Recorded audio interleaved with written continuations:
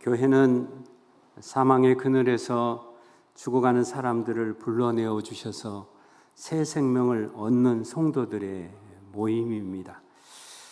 아무 자격이 없는 우리들을 예수님께서 불러주신 것이 교회로 모이는 성도들의 모임인 것입니다. 불려주셔서 예수 그리스도로 말미암아 보배롭고 존귀한 영원한 생명을 얻는 존재로 만들어 주신 것입니다. 그래서 교회는 하나님의 생명이 흐르는 곳입니다. 여러분들 교회 오실 때마다 이 하나님의 생명이 흐르는 것을 느끼는 여러분이 되시기를 간절히 소원합니다.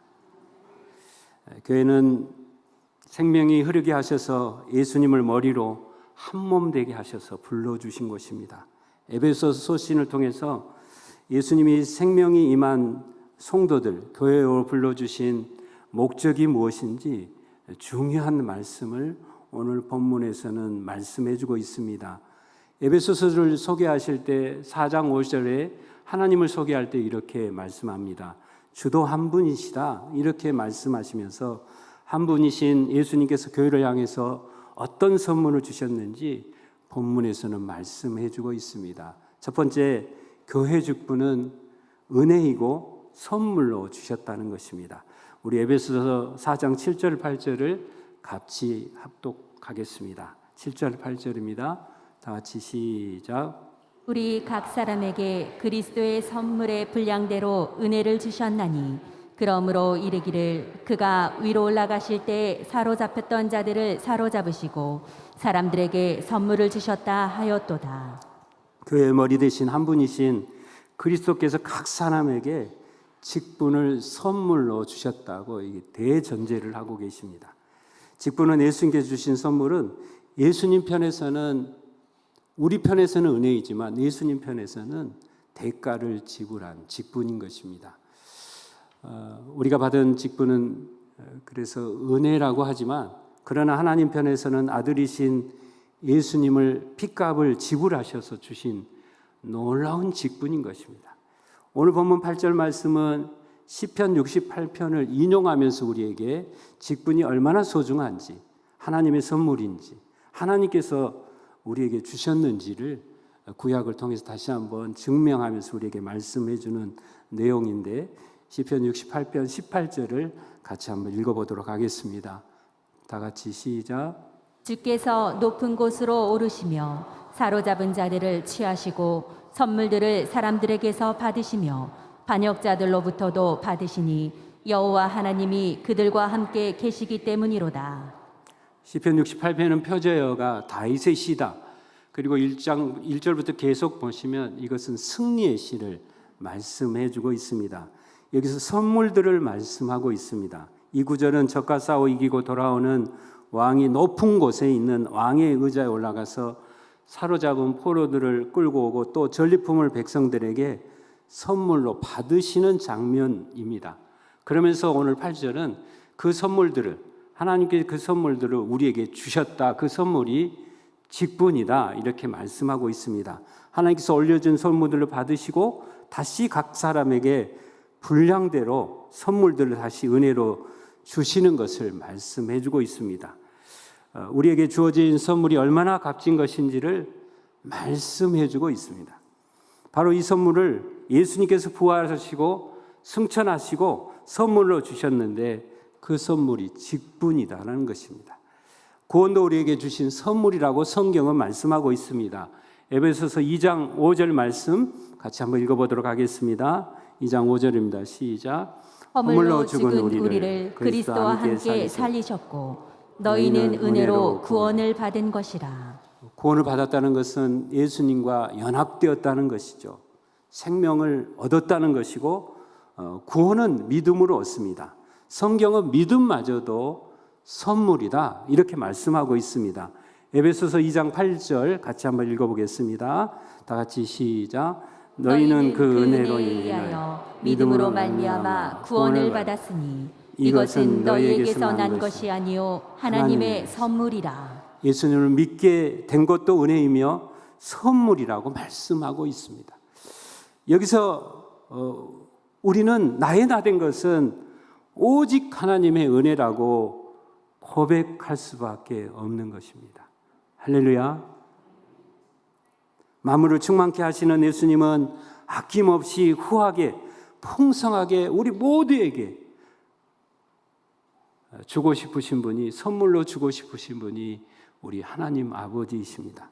직분은 항상 교회가 전제된 것입니다. 교회가 없는 직분은 있을 수가 없는 것입니다. 홀로 있으면 직분이 필요가 없는 것입니다. 교회 구성원들을 불러주시되 다양한 성도들을 불러주셨습니다. 교회 공동체는 다양함과 개성이 살아있는 한 몸으로 불러주신 것입니다. 오늘 본문은 예수님께서 이런 다양한 직분을 정도의 다양함도 주셨다 이렇게 말씀하고 있습니다.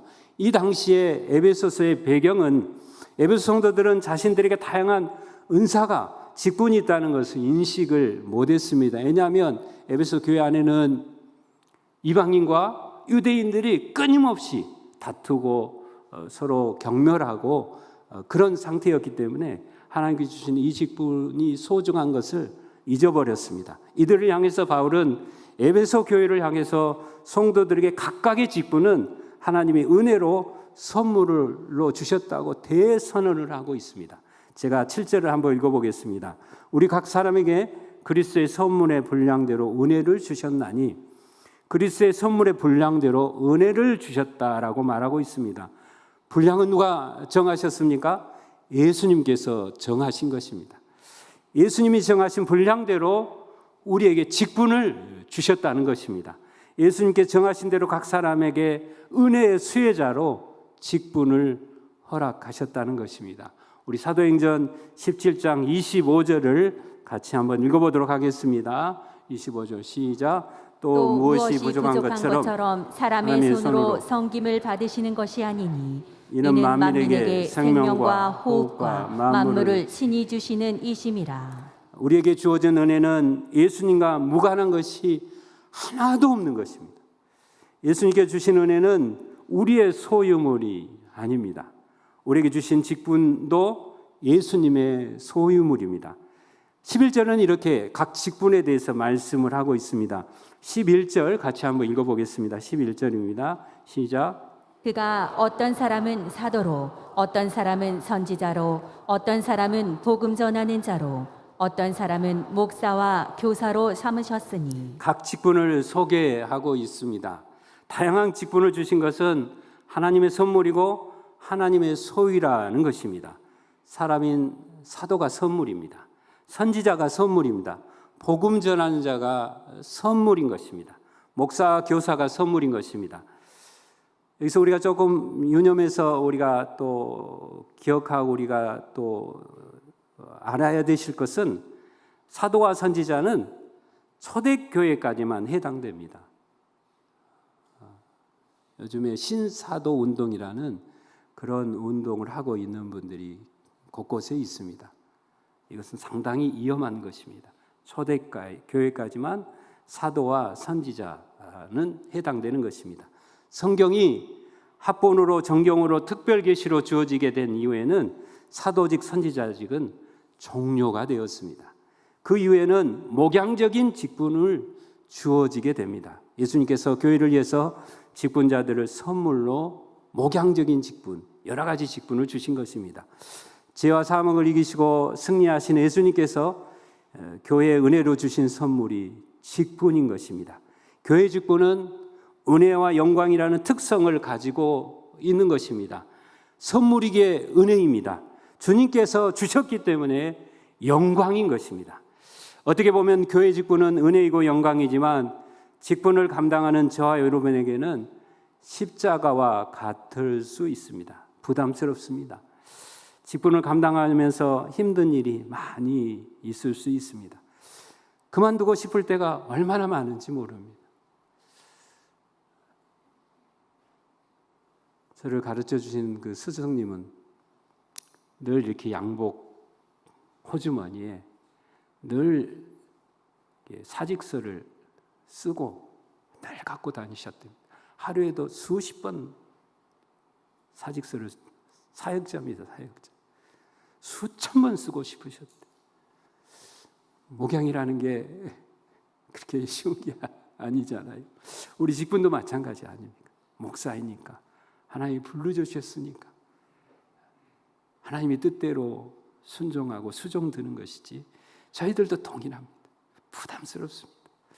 이게 설교하는 게 얼마나 감사하면서도 부담스러울 때가 많은지 모릅니다.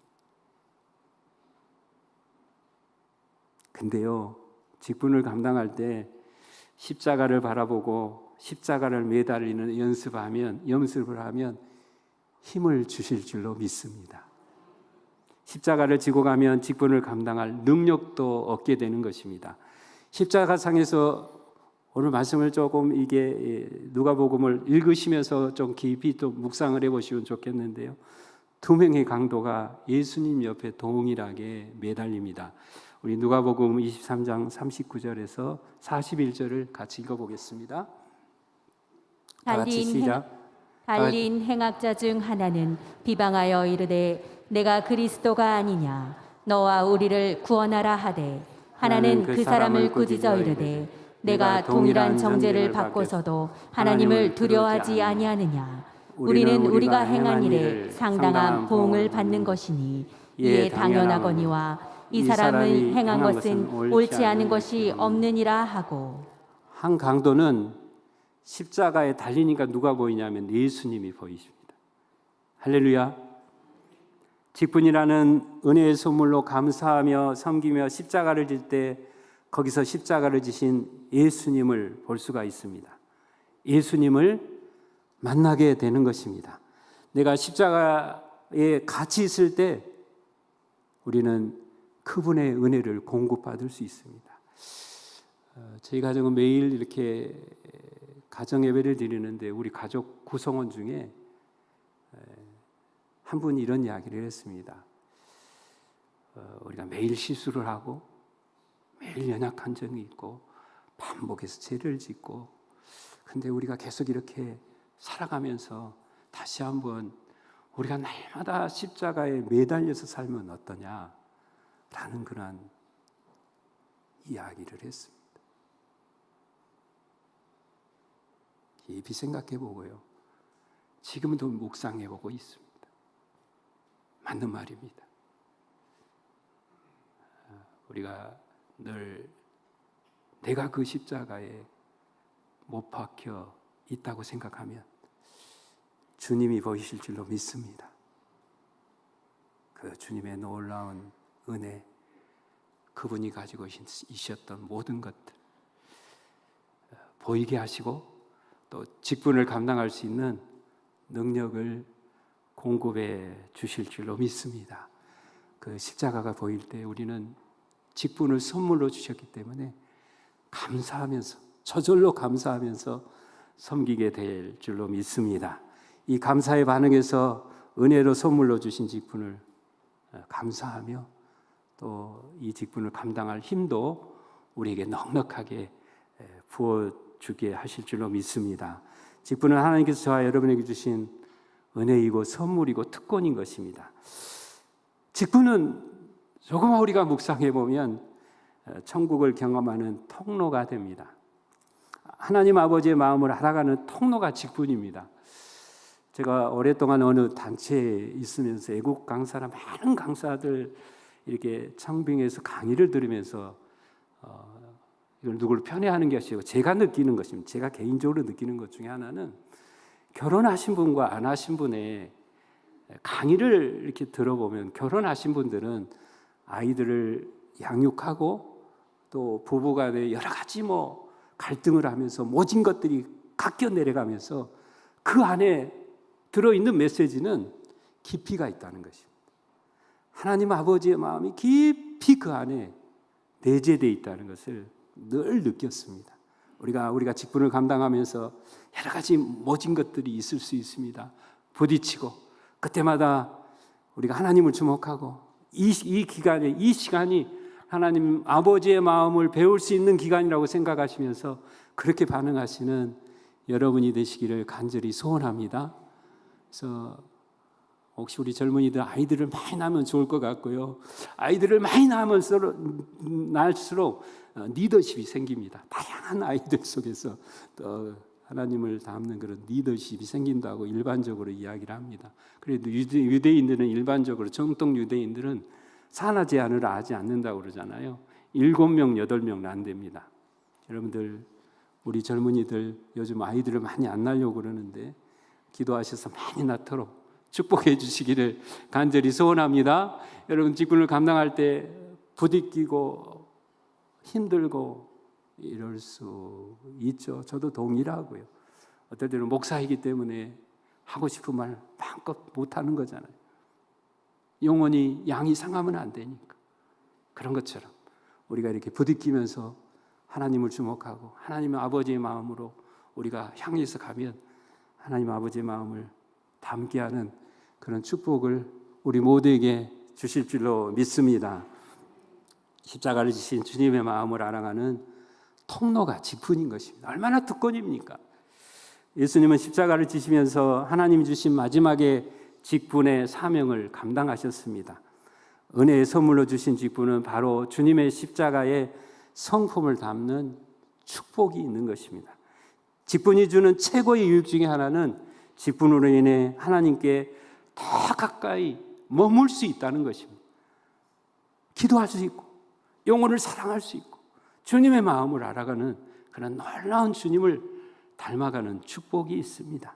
예수님의 핏값으로 은혜의 선물로 주신 직분을 감사하며 하나님 앞에 머무며 머물수록 직분을 통해서 하나님의 영광을 빛나게 하실 줄로 믿습니다. 하나님 앞에 머물수록 직분을 통해서 교회 안에 있는 성도들을 빛나게 하는 것이 직분의 역할입니다.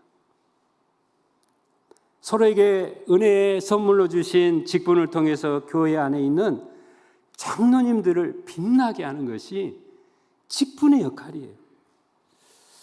여러분들 서로에게 은혜의 선물로 주신 직분을 통해서 권사님들을 더욱 빛나게 하는 것이 직분의 역할이에요. 약한 점을 이야기하는 것이 아닙니다. 부족한 것을 채우면서 서로에게 빛나게 하는 것이 직분의 역할인 것입니다.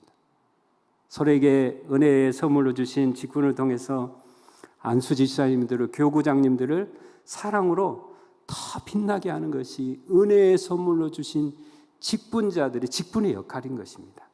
서로에게 은혜로 선물로 주신 직분을 통해서 집사님들을, 목자들을, 교사들을, 모든 직분자들을 스데자만 집사님처럼 빛나게 하시는 직분자들이 되기를 간절히 축원합니다. 직분은 서로를 빛나게 하는 선물로 주신 것입니다. 성도들이 서로에게 빛나게 하셔서 성도들의 진가가 드러나게 하는 것이 직분의 역할인 것입니다. 부모의 역할이 자식의 빛나게 하는 것처럼 마찬가지입니다. 모두가 하나님께 박수받도록 직분의 역할을 감당하시기를 간절히 축원합니다. 서로에게 선물이기에 아껴주고 보살피고 연약함은 서로 채워주는 것입니다. 성도들 간에 서로의 선물로 받는다면 갈등은 있을 수가 없는 것입니다. 주님이 주신 선물들이기 때문에 그렇습니다. 서로 선물로 받는다면 또한 갈등이 있을지라도 서로를 향해서 감사함으로 차고 넘친다면 갈등은 해결할 수 있는 그런 능력도 주실 줄로 믿습니다. 서로를 선물로 받는다면 서로에 대한 섭섭함과 아쉬움보다 감사가 차고 넘치게 하실 것이고 예수님의 사랑이 넘치게 흘러가게 하실 줄로 믿습니다. 서로를 예수님이 주시는 선물로 바라본다면 부족하고 연약함을 채워서 주님의 몸된 교회를 건강하게 세워나가게 하실 줄로 믿습니다. 두 번째는 직분을 주신 목적은 성도들을 온전케 하기 위해서 주셨다 이렇게 말씀하고 있습니다. 하나님은 은혜의 선물로 주신 직분을 맡은 성도들이 감당해야 할 일을 12절에서 말씀해 주고 있습니다. 우리 12절을 같이 한번 읽어보겠습니다. 다 같이 시작. 이는 성도를 온전하게 하여 봉사의 일을 하게 하며 그리스도의 몸을 세우려 하심이라. 성도를 온전케 하기 위해서 직분을 은혜로 선물로 주셨는데, 온전하게 해준다는 말은 헬라어로 카타르티스모스입니다. 준비, 갖추기, 회복, 능력, 자질, 장비, 훈련. 또 온전하는 말은 이런 말이 있다고 합니다. 본래 의학적인 용어로 뼈를 맞추어 제자리로 있게 한다라는 뜻이라고 합니다. 그러니까 의사 선생님들이 골절된 수족을 다시 맞추고 어긋날 골절을 다시 제자리에 맞추는 경우에 사용된 말이었다고 합니다. 뼈를 제자리로 옮겨 놓는 것을, 회복하는 것을 온전케 한다, 이런 말입니다. 그 뼈를 다시 맞추어서 그 수족이 회복되어야 온전하게 걸을 수 있는 것처럼 이것을 온전하다, 이렇게 말을 합니다. 바울이 이 단어를 사용하는 의도가 여기에 있습니다. 그리스도의 몸에 다른 지체들을 올바르게 맞추어져야 하고 알맞게 조정되어 각 지체가 안전하게 성장해 가야 한다는 것입니다. 그리스도의 몸이 바로 교회기에 교회 구성원들이 예수님께 올바르게 맞추어지게 해서 성장해 나가도록 섬기는 것이 온전케 하는 직분의 역할이라는 것입니다. 온전케 된다는 또 하나의 뜻은 제자들이 그물을 다시 사용할 수 있도록 준비시켜 놓는다는 것입니다. 왜 그물을 준비시켜 놓겠습니까? 더 풍성한 물고기를, 고기를 잡기 위해서 준비시켜 놓는 것입니다. 온전하게 하라는 말씀은 잘 준비하여서 제자리로 온상복귀를 시키라는 말씀입니다. 바로 온상복귀 시켜서 은혜의 선물로 주신 직분을 잘 감당하는 것은 그래서 봉사의 일을 감당하기 위해서라는 것입니다. 잘 섬기기 위해서 갖추어진 것이 온전함이라는 것입니다. 깨어진 관계를 회복하기 위해서 되찾는 것이 온전케 되는 것입니다. 관계를 회복해서 되찾는 최우선은 하나님과의 관계가 회복이 먼저입니다. 오늘 요한복음 15장 4절 5절을 우리가 읽으시면서 하나님의 사랑을 깊이 느껴보셨으면 좋겠습니다. 하나님의 사랑을 우리에게 말씀하고 있습니다. 뼈저린 사랑, 내가 너희를 얼만큼 사랑하는지 말씀하시는 것이 포도나무의 비유의 말씀입니다. 같이 한번 읽어보겠습니다. 다 같이 시작. 내 안에 거하라. 나도 너희 안에 거하리라. 가지가 포도나무에 붙어 있지 아니하면 스스로 열매를 맺을 수 없음같이 너희도 내 안에 있지 아니하면 그러하리라. 나는 포도나무요 너희는 가지라. 그가 내 안에 내가 그 안에 거하면 사람이 열매를 많이 맺나니 나를 떠나서는 너희가 아무것도 할 수 없음이라. 주님은 나는 포도나무다, 이렇게 말씀하시죠. 나를 떠나서는 너희들은 아무것도 할 수 없다. 사랑 고백을 하시는 것이, 우리를 혼내시는 것이 아니라 나는 너와 한 몸이다. 하나님은 나는 너밖에 없다, 이렇게 사랑 고백하시는 내용입니다. 나는 너를 떠나서는 한순간도 견딜 수가 없다는 하나님의 간절한 사랑 고백인 것입니다. 나의 포도나무에 붙어서 나의 영양분을 받고 살아갈 수 있단다. 너 독립적으로 살아가지 말아라. 너 직분을 감당할 때 혼자 감당하지 말아라. 내가 주는 충분한 영양분을 받고 직분을 감당하고 세상을 살아갈 수 없겠니? 이렇게 우리에게 사랑 고백을 하시는 것이 사랑 고백. 너희들은 온전한 직분을 감당하기 위해서는 나의 관계 속에서 감당해달라고 간절한 사랑 고백의 말씀입니다. 얼마나 간절하셨겠어요. 이 본문 안에 깊이 들어가 보세요. 간절한 마음으로. 여러분들 여러분의 자녀의 아이들을 또 손자 손녀를 보시면 애절하잖아요. 보고 싶고 또 보고 싶고 더 주고 싶고, 그런 것처럼 우리 하나님의 사랑 고백인 것입니다. 하나님 아버지의 마음은 나는 너를 떠나서는 살 수 없기 때문에 눈동자처럼 바라보시고 있다는 것입니다. 나의 치밀한 관계를 맺어서 온전한 직분을 감당하라고 사랑하는 내 딸아, 아들아 하시고 하나님의 사랑에 눈물의 고백인 것입니다. 이 고백을 여러분의 심령에 받아들이시기를 간절히 소원합니다. 결국 하나님의 포도나무에 붙어 있는 그 생명, 그 열매, 그것을 가지고 내가 너의 직분을 감당할 수 있도록 내가 능력을 줄게. 너 그렇게 살아갈 수 없겠니? 라고 지금 간절한 사랑의 고백을 우리에게 해주고 계시는 것입니다. 하나님과의 관계 회복이 되면 하나님께서 주시는 은혜로 능력으로 온전하게 직분을 감당할 수 있을 것입니다. 온상대로 하나님과의 관계가 회복되어 온전하게 하여진 다음에 나오는 말씀인 봉사일을 하기 위해서라고 말하고 직분을 감당하기 위해서라고 말씀하고 있습니다. 잘 섬기기 위해서 먼저는 하나님과의 관계 회복이 갖춰지는 것이 온전한 것입니다. 그리스도의 몸을 세우기 위해서 온전하게 준비된 것이 부족하다고 생각하실 수도 있습니다. 예수님은 부족하다고 생각할 때 간구하라고 말씀하고 있습니다. 우리 다른 사역자들은 너무 이렇게 말씀을 잘 전해서 그렇지는 않으시겠지만 저는 늘 말씀을 증거하고도 수없이 많은 이렇게 후회를 하고 회개를 하고 더 준비하고 더 요리를 잘하고 더 깊이 묵상하고 하나님께 더 나아가서 하지 못한 것을 늘 말씀을 전하고 나서 늘 후회하고 또 후회하고 하나님 은혜를 주셔서 하긴 하시지만 그럴 때가 참 많이 있습니다. 그럴 때 약할 때 우리가 직분을 감당할 때도 동일하지 않겠습니까? 우리가 늘 부족한 존재이기 때문에. 근데 우리 하나님은 또 우리에게 이렇게 격려해 주시죠. 고린도후서 13장 9절입니다. 우리 같이 한번 읽어보겠습니다. 다 같이 시작. 우리가 약할 때 너희가 강한 것을 기뻐하고 또 이것을 위하여 구하니 곧 너희가 온전하게 되는 것이라.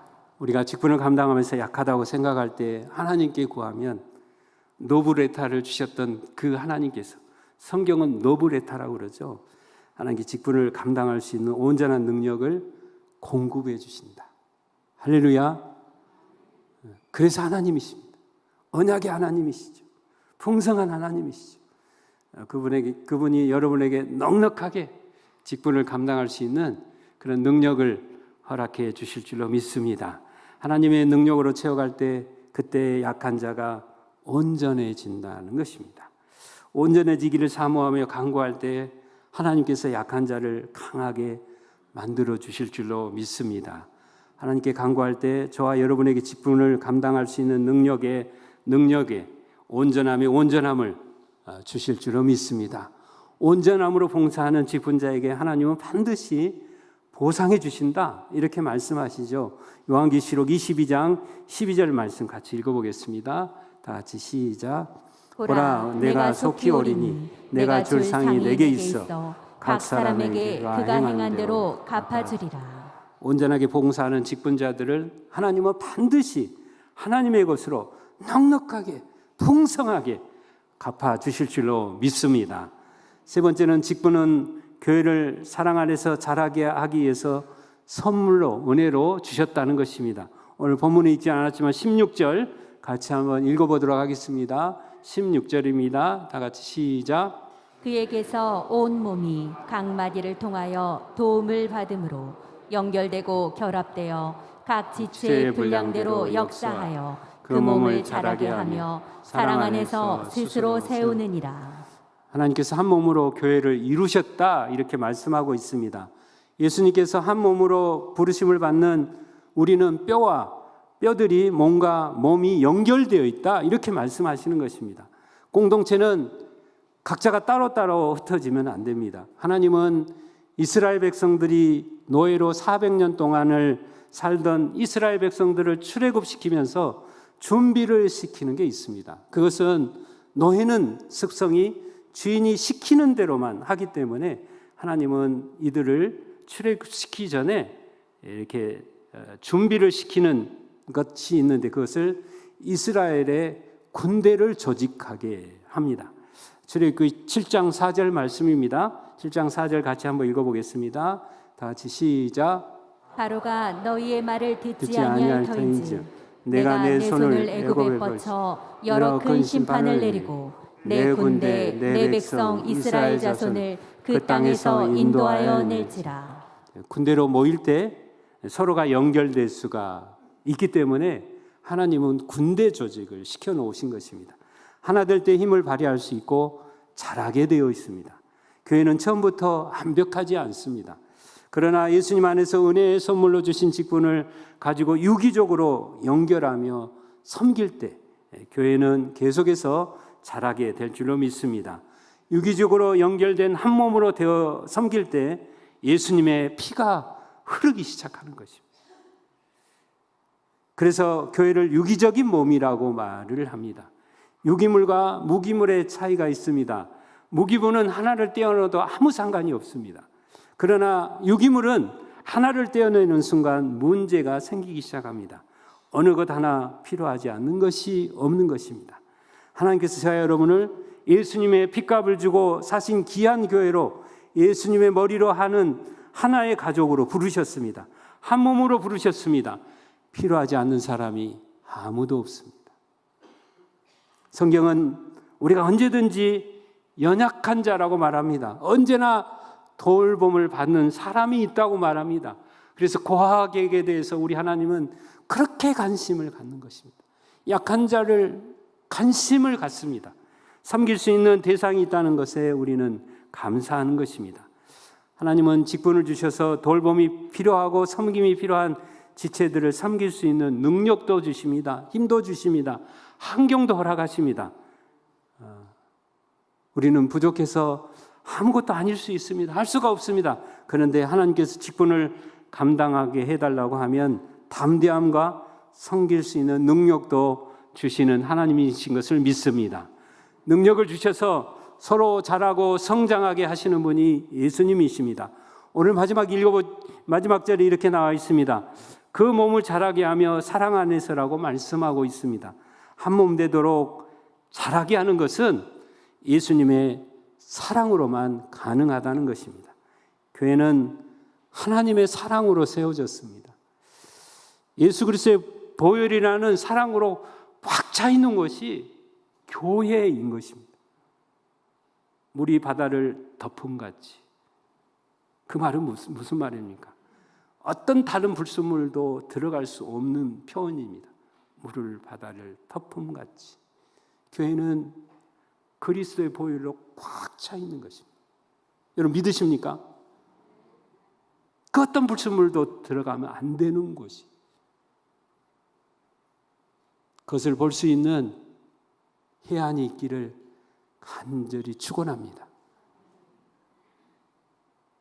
에요, 주님이 이 교회를 핏값을 주고 사셨기 때문에 그리스도의 보혈이 가득 차 있는 것이, 물이 바다를 덮은 같이 어떤 불순물도 들어가면 안 되는 것이 바로 교회인 것입니다. 교회는 그래서 사랑으로, 목적으로 늘 움직여야 되는 것입니다. 시작점이 예수 그리스도의 보혈의 사랑의 시작점이었기 때문에 그렇습니다. 모든 목적은 사랑으로 시작할 때 공동체가 함께 자라게 되는 것입니다. 사랑으로 교회를 은혜의 선물로 주신 직분을 섬기면 절대 이기적일 수가 없는 것입니다. 사랑으로 은혜로 주신 직분을 섬기면 견디며 아직 자라지 않는 지체들을 기다려주는 것입니다. 교회는 그렇게 하나님이 인간을 향한 사랑으로 세워졌고 예수 그리스도를 통하여 사랑받는 우리들을 사랑의 공동체로 존재하도록 그렇게 불러주신 것이 교회의 공동체인 것입니다. 저는 개인적으로 이 말씀을 좋아합니다. 다른 말씀도 좋아하지만 요한복음 13장 1절을 같이 한번 읽어보겠습니다. 다 같이 시작. 유월절 전에 예수께서 자기가 세상을 떠나 아버지께로 돌아가실 때가 이른 줄 아시고 세상에 있는 자기 사람들을 사랑하시되 끝까지 사랑하시니라. 예수님이 자신의 팔자를 끝까지 사랑하셨다 이렇게 말하고 있습니다. 일반적으로 성경학자들은 이 세족식을 할 때, 발을 씻으실 때 가장 먼저 가룟 유다를 씻었을 것이다. 자기를 팔 반역자, 거역자, 얼마든지 거기에서 나를 팔 반역자라고, 거역자라고 얼마든지 정죄들 할 수 있고 야단도 칠 수 있지만, 이 본문을 조금만 유심히 이렇게 관찰해 보시면 유다가 마지막까지 돌아오도록, 구원받도록 우리 예수님은 통곡하면서 발을 씻지 않으셨을까요? 유다야, 나의 품으로 돌아올 수 없겠니? 사랑할 수 없는 사람도 끝까지 사랑하는 사랑, 이것이 끝까지 사랑하는 것입니다. 끝까지 사랑한다는 말은 헬라어로 텔로스입니다. 충분히, 안전히, 마침내, 계속적으로 사랑할 수 없는 사람도 계속적으로 사랑하는 것이 끝까지 사랑하는 것입니다. 끊임없이 우리에게 사랑을 공급해 주고 계시잖아요. 지금도 변함없이, 우리도 마찬가지, 끊임없이 사랑하는 것이 끝까지 사랑하는 것입니다. 끝, 생의 끝이라는 뜻도 가지고 있습니다. 도저히 사랑할 수 없는 사람도 끊임없이 충분하게 사랑하는 것을 예수님께서 우리에게 친히 보여주시면서 사랑으로만이 교회가 잘할 수 있다라는 것입니다. 사랑할 수 없는 지체를 끝까지 사랑할 때 하나님은 하나님께서 갖고 계신 영광을 우리에게 보여주실 줄로 믿습니다. 은혜의 선물로 주신 직분을 통해서 끝까지 사랑할 때 교회를, 지체들을 자라게 하실 줄로 믿습니다. 끝까지 예수님의 사랑으로, 마음으로 서로 사랑할 때 한 몸 이루어 주님의 몸된 교회를 자라게 하실 줄로 믿습니다. 말씀을 정리하겠습니다. 우리의 모든 직분입니다. 예수님께서 은혜로 주신 선물이라는 것입니다. 예수님의 은혜로 선물로 받은 직분은 예수님을 영광스럽게 하고 지체들을 빛나게 하도록 우리에게 직분을 주신 것입니다. 예수님께서 은혜의 선물로 받은 직분을 통해서 하나님과의 관계를 회복해서 지체들을 온전하게 감당함으로 서로 하나님을 기쁘게 만나게 하는 것입니다. 하나님께서 은혜의 선물로 주신 직분을 통해서 예수님의 사랑으로 끝까지 서로 사랑함으로 저와 여러분 모두가 교회를 사랑하시는 예수님의 직분자로 자라고 성장하는 저와 우리 모두가 되시기를 간절히 축원합니다. 아멘. 같이 기도하겠습니다. 교회 머리 되신 그리스도께서 각 사람에게 직분을 또 은혜의 선물로 주셔서 감사를 드립니다. 선물이 은혜이고 주님께서 주셨기에 영광입니다. 은혜로 주신 직분을 감당할 때마다 하나님께 영광 돌리고 교회 안에 있는 성도들을 빛이 나게 하며 살게 하여 주시옵소서. 또한 주신 직분을 통해서 온전케 하는 것이 직분의 역할을 잘 감당하며 끝까지 예수님의 사랑의 마음으로 서로 사랑함으로 한 몸 이루어 주님의 몸된 교회를 자라게 하여 주시옵소서. 이렇게 헌신한 귀한 직분자들 보라, 내가 속히 오리니 내가 줄 상이 내게 있어 각 사람에게 그 행한 대로 갚아주시리라 말씀처럼 하나님의 것으로 풍성하게 넉넉하게 우리 성도들에게 갚아 주시옵소서. 예수 그리스도 이름으로 기도드렸습니다. 오늘 말씀을 생각하면서 우리 찬양을 드리도록 하겠습니다.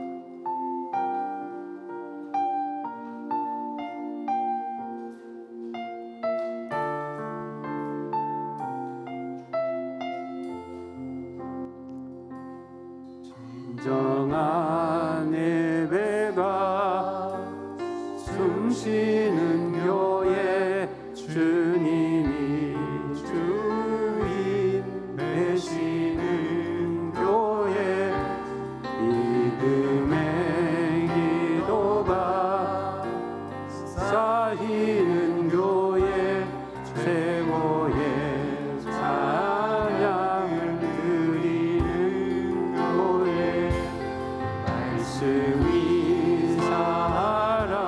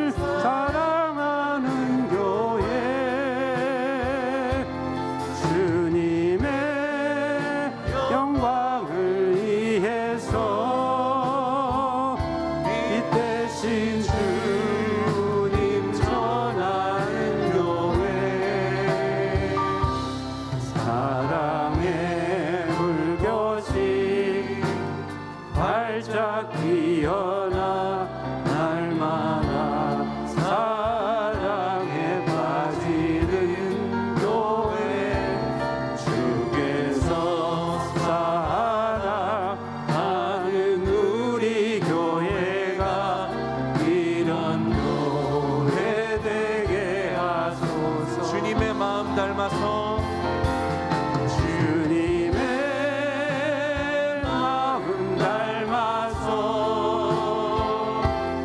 이웃을 사랑하는 교회 주님의 영광을 위해서 이 되신 주님 전하는 교회 사랑의 불꽃이 활짝 피어나 날마다 사랑에 빠지는 교회 주께서 사랑하는 우리 교회가 이런 교회 되게 하소서 주께서 사랑하는 우리 교회가 주께서 사랑하는 우리 교회가 이런 교회 되게 하소서 주께서 사랑하는 우리 교회가 이런 교회 되게 하소서. 우리 말씀을 생각하면서 그냥 묵상에 잠기면서 잠시 이렇게 기도했으면 좋겠습니다. 풍송보다는 나에게 주신 직분이 얼마나 소중하고 감사하고 선물인데 이 직분을 가지고 서로를 빛나게 하며 살게 도와주시고 늘 하나님과 관계가 회복되어서 온전한 삶을 살게 해주시고 늘 주님의 몸된 교회를 자라게 하는데 나를 사용해 주시옵소서. 라고 우리 좀 눈을 감으시고 같이 기도하도록 하겠습니다.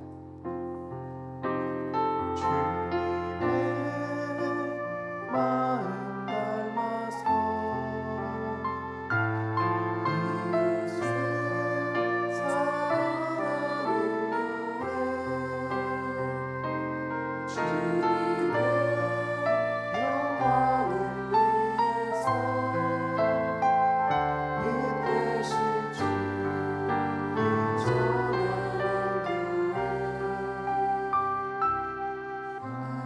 교회 불꽃이 활짝 피어나 날마다 사랑이 빠지는 교회 주께서 사랑하는 우리 교회가 이런 교회 되게 하소서. 지금은 길과 진리요 생명 되신 예수 그리스도의 은혜와 세상을 이처럼 사랑하사 독생자를 주신 하나님 아버지의 지극하신 사랑하심과 성령의 감화 감동하심과 새롭게 하심이 은혜의 선물로 주신 직분을 하나님께는 영광으로 서로 성도들 간에는 서로를 빛나게 하며 은혜로 주신 직분을 온전하게 그리스도의 몸을 교회를 그리스도의 사랑으로 자라게 하며 살기로 작정한 모든 심령들 위해와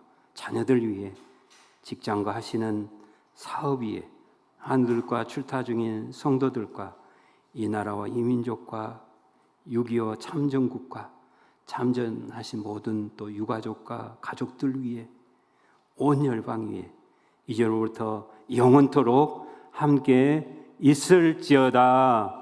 아멘.